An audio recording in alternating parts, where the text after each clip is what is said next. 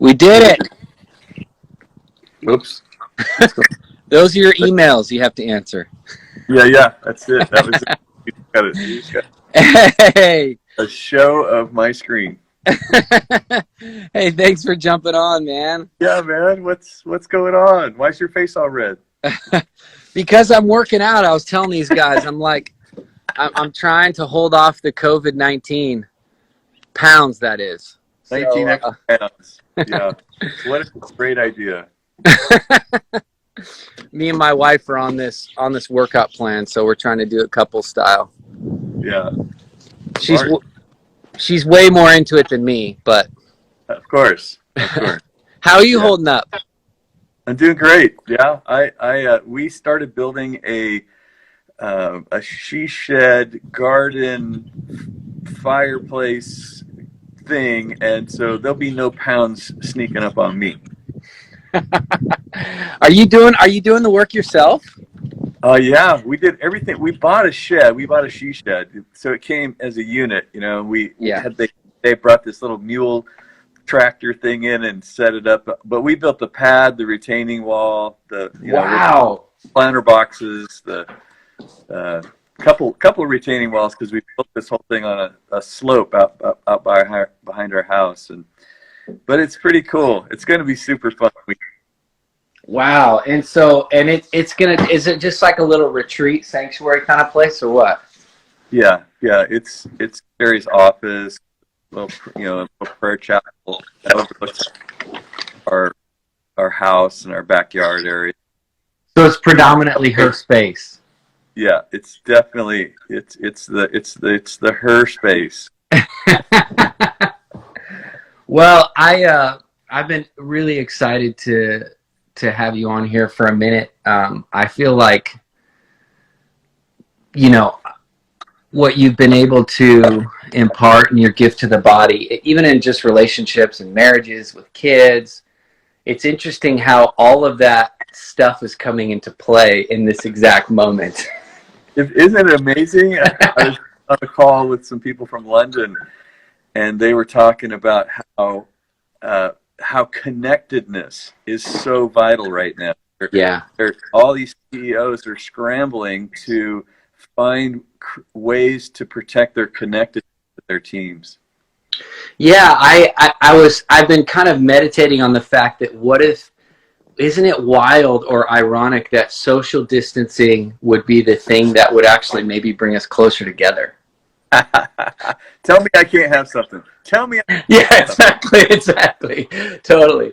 So what do you feel like? I don't know, maybe let's just make this super practical. Like, so for, the families out there, for the husbands and wives out there that are all of a sudden, like me and my wife, we're finding our new normal. I'm used to traveling crazy. She's used to doing her crazy life, and our lives collide quite a bit, but never like this. Yeah. And so we've been finding our new normal, and it's actually been amazing. I've been super grateful for it, and we have, I think we're going to come out of this stronger and better than ever. But what are some, some advice, some tips, some practical things that you're encouraging people, that you're pouring into to do, or to, takeaways during this time? Well, Sean, I'm a little scared that you're going to come out of pregnant. Well, that might be physically impossible unless it's another immaculate conception. Oh, good. Okay. All right. Yeah, good. But I will tell you, there is going to be a lot of Corona babies. That's for sure. The name range is pretty colorful right now. The Corona boomers. Yeah, exactly. The Corona boomers. Yeah. Yeah. Well, this is the time that we start focusing on, managing our own heart, managing our own decisions. This is, it all comes back to me. It's not Corona. It's not right. It's not the red or blue state. It's none of those things. It's literally light and dark. It's literally Right. heaven and hell. It is. We are in a massive spiritual war right now, and so the the behind the scenes activity that's going on a global generational scale it'll come back to this moment like you come back to the flood, like you come back to the cross. There's just so much happening right now that is epic. It's epic. And so of course people are being tried at the core of their lives. Right. But right now, this is where you choose love or fear. This is it. And they chase each other away. Yeah. So if you choose fear, you are chasing love away. Wow. But if you choose love, you're chasing fear away.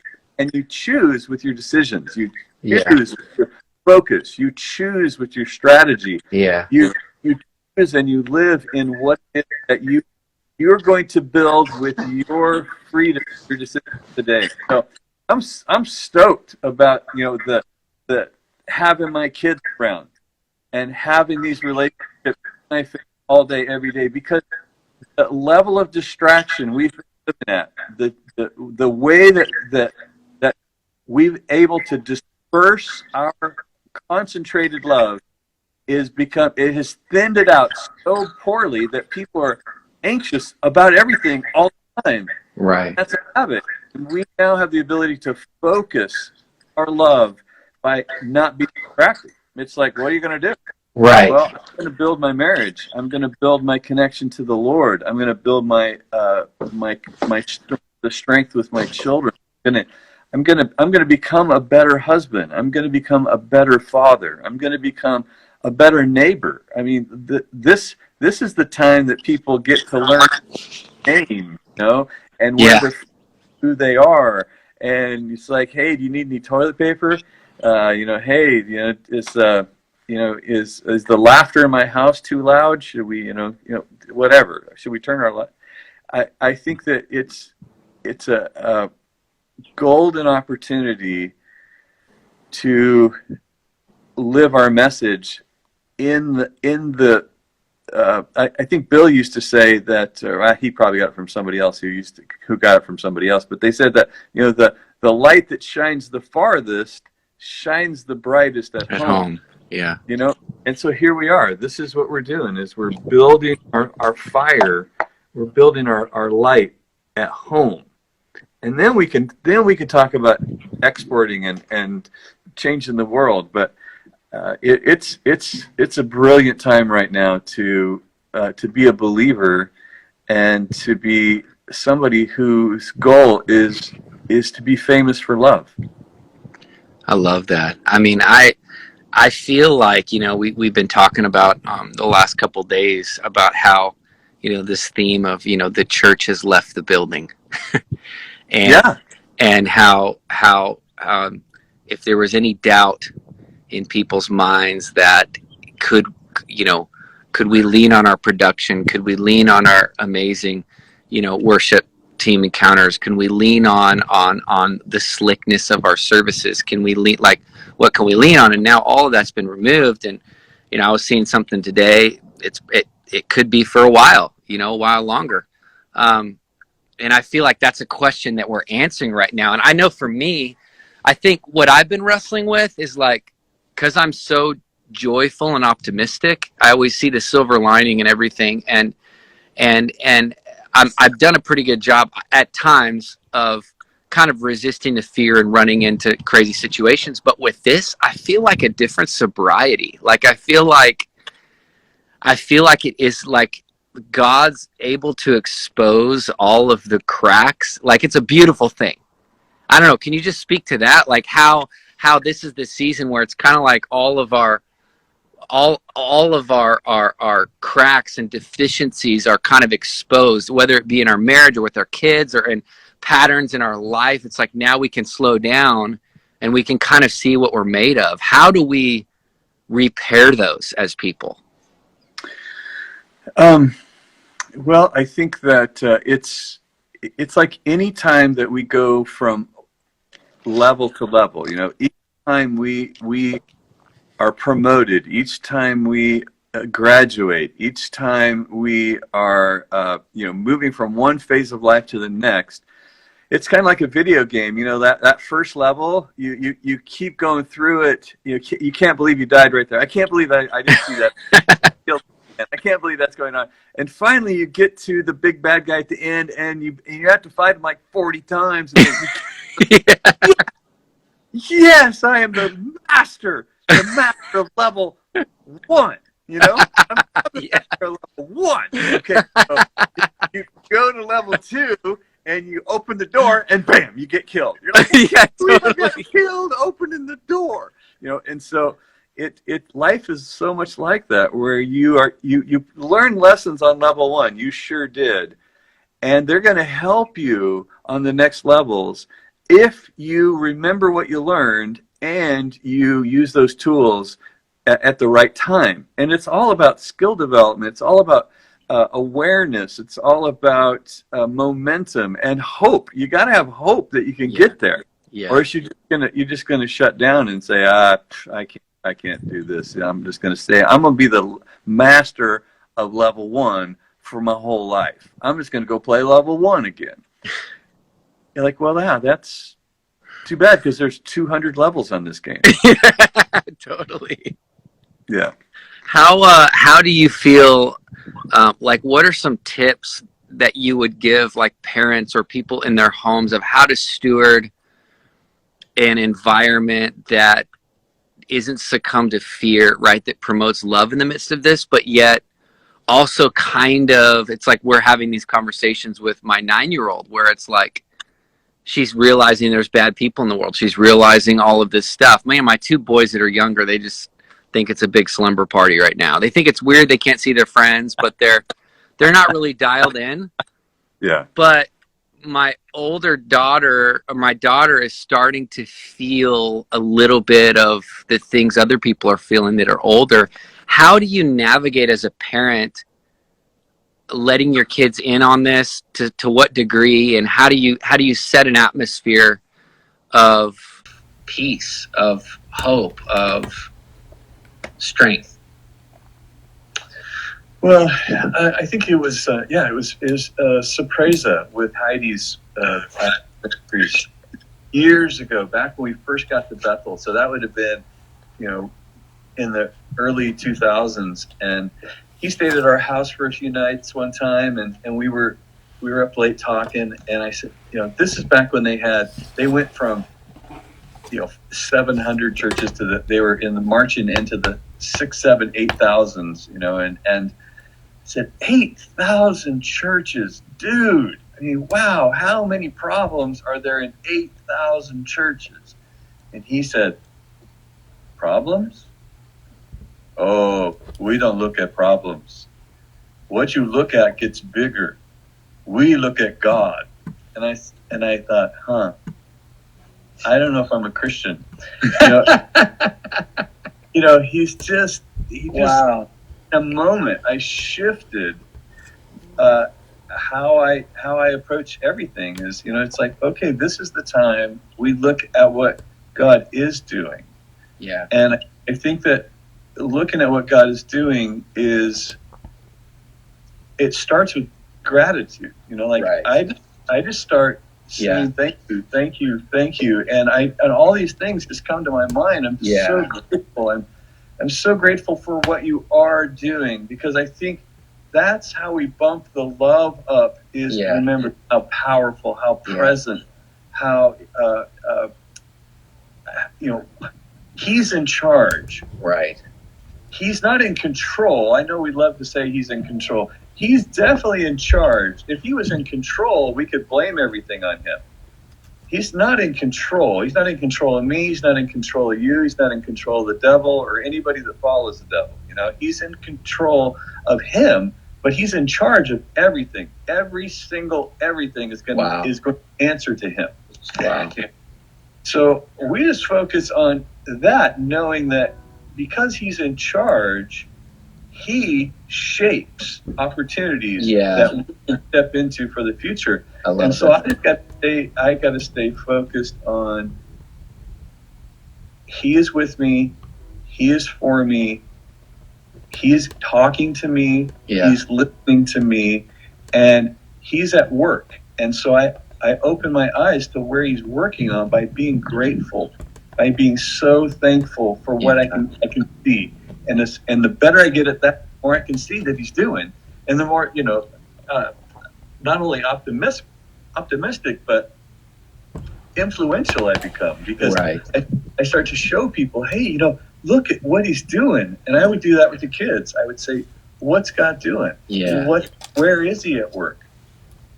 Where do we want to pray to see an impact come? Because we do believe this with all our heart.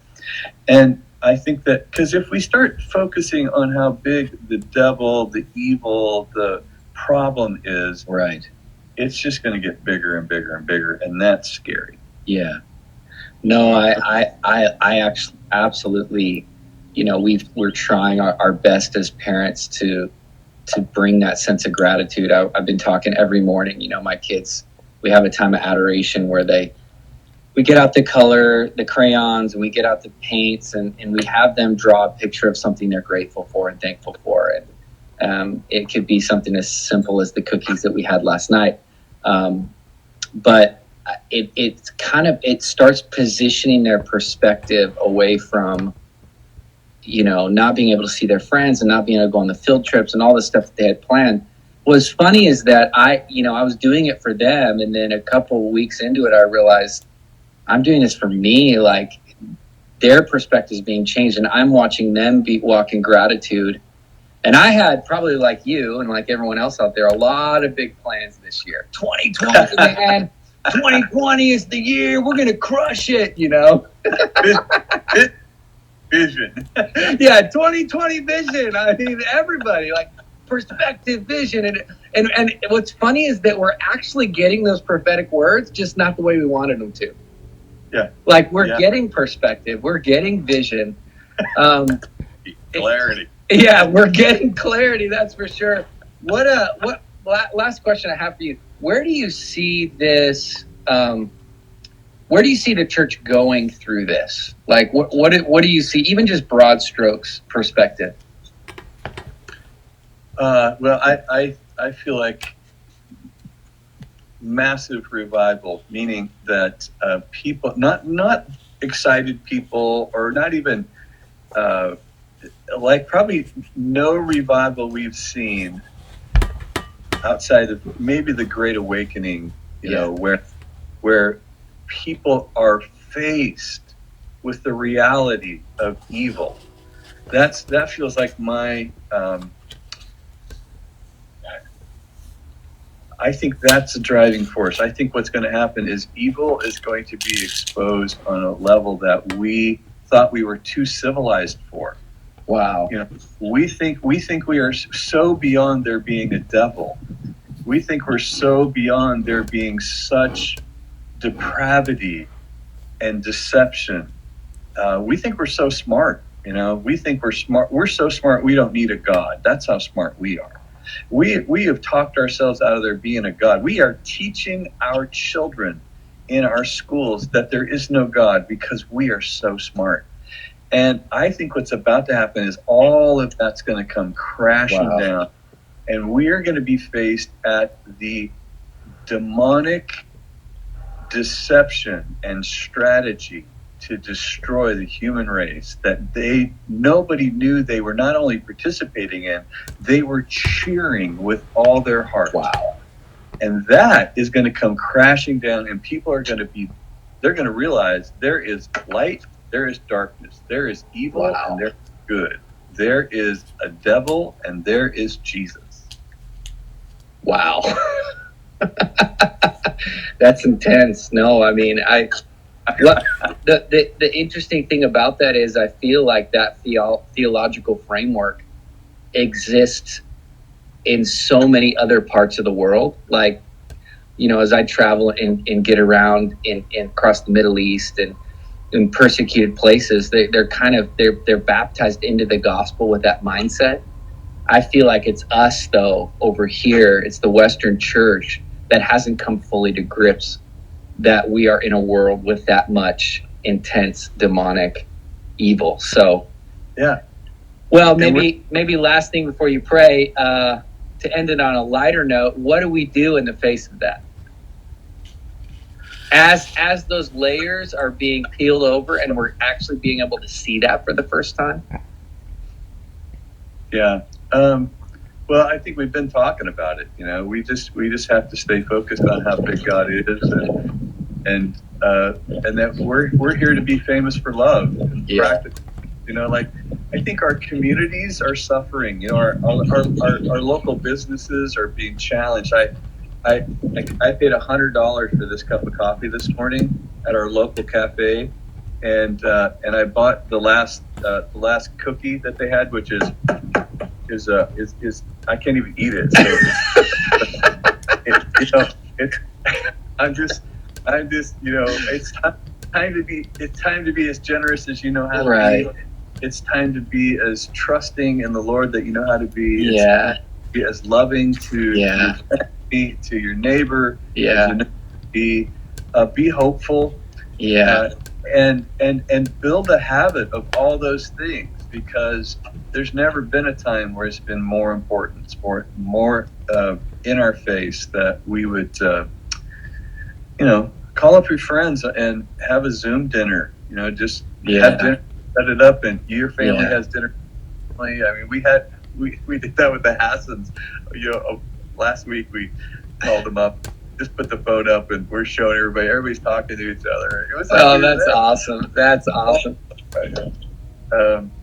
My daughter and her son and their 3 kids live with Sherry and I, and they have a little family gym outside. They're doing their little CrossFit thing up and down the driveway up the hill. I'm watching because I'm busy at work doing stuff like this, But I love it. It's just it's so fun. I was just talking with Stacy Campbell.